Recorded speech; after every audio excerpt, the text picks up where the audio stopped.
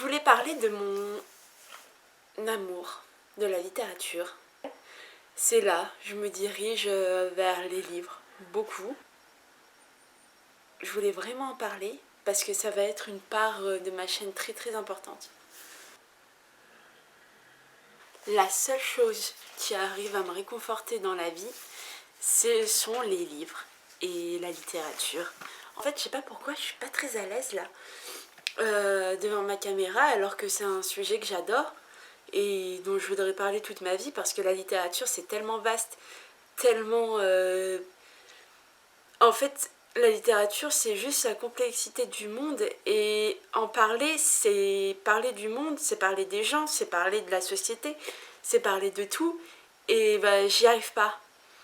Et je me sens un peu gênée en fait devant ma caméra en parlant de ce sujet, comme si je voulais le théoriser alors que la littérature et tous les genres qui existent dans la littérature et dans l'art, ça se théorise pas, ça se ressent plus que ça se théorise. J'avais envie d'expliquer mes souvenirs. Et je me souviens, la première fois que j'ai lu, j'avais 8 ans, et j'ai lu Tom Tom et Nana. Et c'était ma première lecture, alors c'était des BD, mais j'adorais Tom Tom et Nana, c'était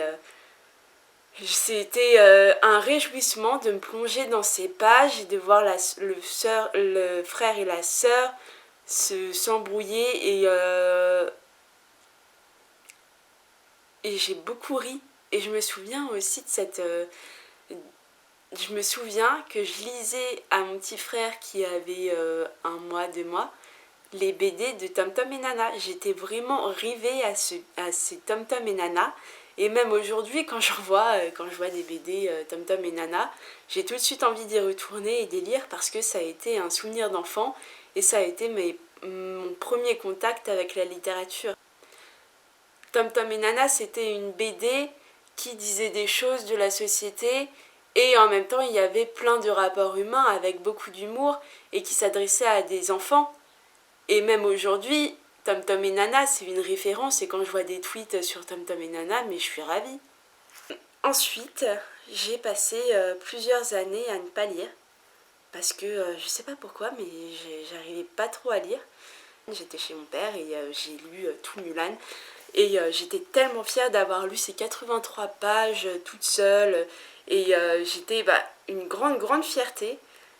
Et là maintenant je ressens plus rien, mais c'est vrai qu'en étant enfant, d'avoir lu son premier livre, ça doit être très très marquant. D'ailleurs je m'en souviens encore. Sans les livres et sans les histoires et l'imagination que me procurait la littérature, je pense que je ne serais pas là aujourd'hui. Et les livres t'ouvrent un espace immense où un espace de construction. Les livres t'ouvrent un espace de construction gigantesque, un espace à toi. Et ça, c'est le plus important. Et je pense que si je ne crains plus la solitude aujourd'hui, c'est parce que les livres m'ont donné des amis, même s'ils étaient fictifs. J'ai continué à lire après plusieurs années de pause et le premier livre qui m'a marqué et qui m'a donné envie de lire ensuite intensément, ça a été Fascination ou Twilight en anglais. J'ai adoré cette histoire d'amour entre l'humaine et le vampire, même si je ne me rendais pas compte de toute la dangerosité des propos énoncés dans ce livre. Pour moi, j'étais encore enfant et le fait d'être totalement immergée dans cette saga, ça m'a donné envie de découvrir plein d'autres univers. Et c'est comme ça que j'ai adoré le fantastique. Et je me souviens très bien d'une fille à qui je parlais pas, mais qui terminait très vite, c'était toujours la première à terminer ses exercices. Et après, elle plongeait sa tête sous la table et elle avait un livre. Et moi, ça me donnait très envie de faire pareil, de faire la même chose. Et je pense que c'est aussi elle qui m'a ouvert à la littérature et c'est elle qui m'a fait découvrir Twilight inconsciemment, pas inconsciemment, mais indirectement parce qu'on s'était jamais parlé, mais moi je l'observais. Et ce souvenir, même si c'était quelque chose de très silencieux, et ben je la remercierai jamais assez de m'avoir et j'ai pu me construire déjà ma première identité de lectrice. J'ai passé des années à lire du young adulte que j'aimais beaucoup. Je lisais en marchant, je lisais partout, je lisais tout le temps, mais vraiment tout le temps, pratiquement tout le temps. J'ai toujours un livre dans mon sac et j'ai toujours un livre dans mon sac. Mes livres sont devenus mes médicaments en cas de déprime, ils sont devenus mes totems, ce sont devenus des objets qui me protègent dans le sens où voilà, quand j'ai pas envie de faire quelque chose, bah, je le fais quand même parce que je suis obligée, mais je me rassure en me disant oui, mais après tu pourras lire.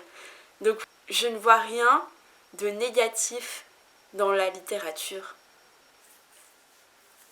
Après le young adulte, j'ai voulu découvrir autre chose. Et comme cette fille qui lisait sous la table, j'ai une meilleure amie qui lisait beaucoup aussi. Et j'enviais cette meilleure amie. Et parce que elle avait déjà un esprit critique, elle avait un esprit très vif, très dynamique. Et moi, j'adorais l'écouter. Et j'avais envie de faire pareil qu'elle. En fait, je pense que la littérature aussi vient à nous quand on voit des gens lire. Cette meilleure amie, elle m'a ouvert la porte à un autre genre qu'on craint beaucoup et qui s'appelle les classiques. Et je me souviens que je l'attendais devant le métro. Et elle avait ce livre, ce gros pavé de Victor Hugo, Les Misérables. Et elle a adoré ce livre.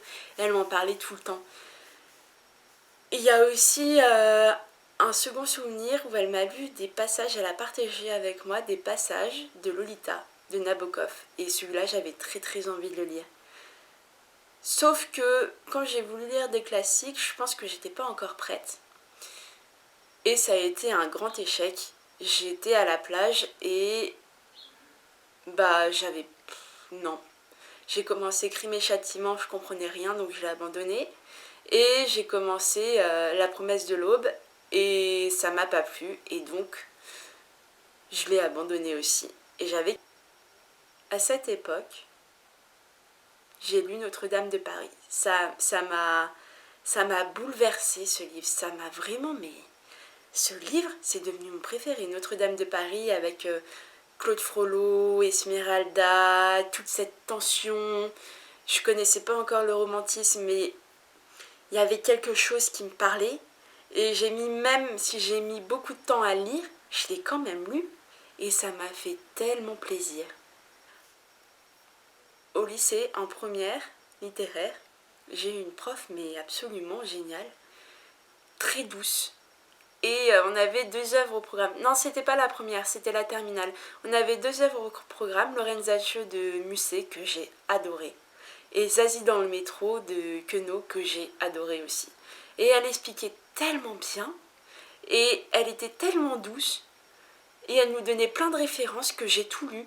Et je sais que un autre de mes romans, enfin romans autofiction, ça a été Confession d'un enfant du siècle de Musset. Ça a été un cataclysme vraiment, parce que son style, sa poésie, mais à chaque page, comment on peut écrire la poésie mais intense émotionnellement à chaque page? Il est indéfinissable. Il est juste magnifique et ça, je sais que c'est le style et la plume de l'auteur. Donc c'est là où j'ai commencé à accorder une importance grandissante pour le style et la plume de l'auteur. Donc maintenant, aujourd'hui, je suis une lectrice qui est un peu exigeante au niveau de la construction narrative, au niveau de l'innovation, parce que je pense vraiment que le sens se trouve aussi dans la forme.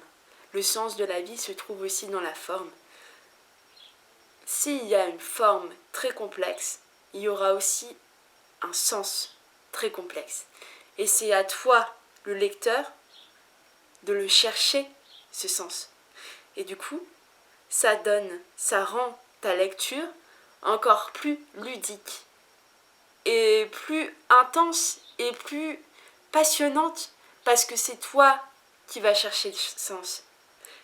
Et tu rentres dans un dialogue avec l'auteur qui n'est pas négligeable. La lecture m'accompagne partout. Elle est là tout le temps près de moi. Elle me fait changer, elle me fait évoluer. Grâce à la lecture, j'ai pu me rendre compte des problèmes de la société. J'ai pu devenir beaucoup plus empathique avec les gens. J'ai pu comprendre que j'étais pas toute seule et que les autres aussi avaient des problèmes et que même s'ils souriaient, tout le monde a son lot de problèmes. Ça m'a aussi ouvert dans le sens où j'ai envie d'aider mes prochains, j'ai envie de participer à la société, même si j'ai peur encore.